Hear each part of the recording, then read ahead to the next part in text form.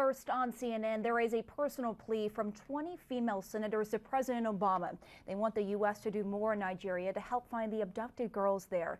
CNN has obtained the letter that they wrote to the president, and it says, quote, "While we applaud the initial U.S. condemnation of the kidnapping, we believe there is much more that the United States government should do to make clear that such an attack will not be tolerated.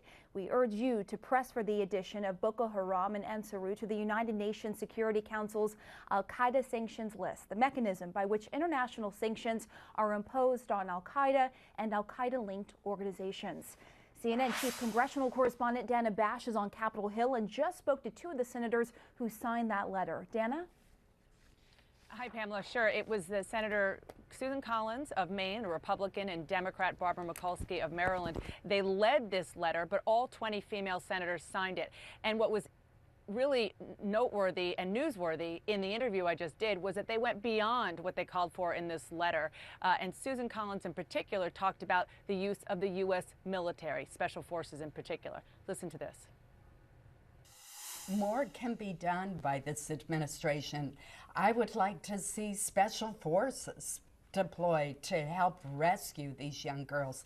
Some of these girls are as young as 9 years old.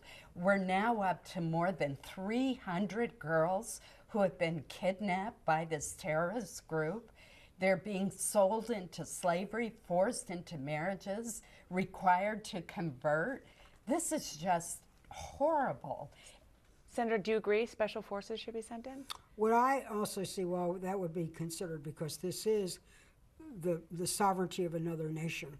I really do think that African nations forming an international effort, but it has to start with the Nigerian president using his resources, an African regional coalition, and then calling upon the expertise of nations that have special forces, special intelligence data, satellites, etc. Find the girls, rescue the girls, punish the bad guys, and send a message: we won't tolerate it. You try it again, we'll come after you again.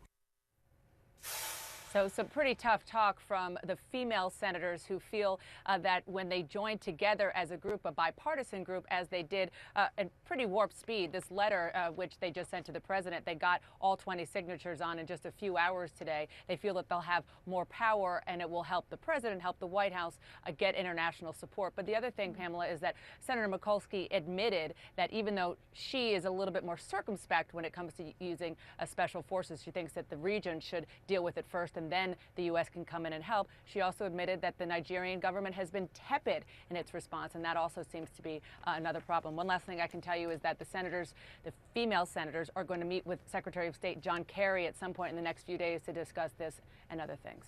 All right, Dana Bash, thank you so much for that reporting.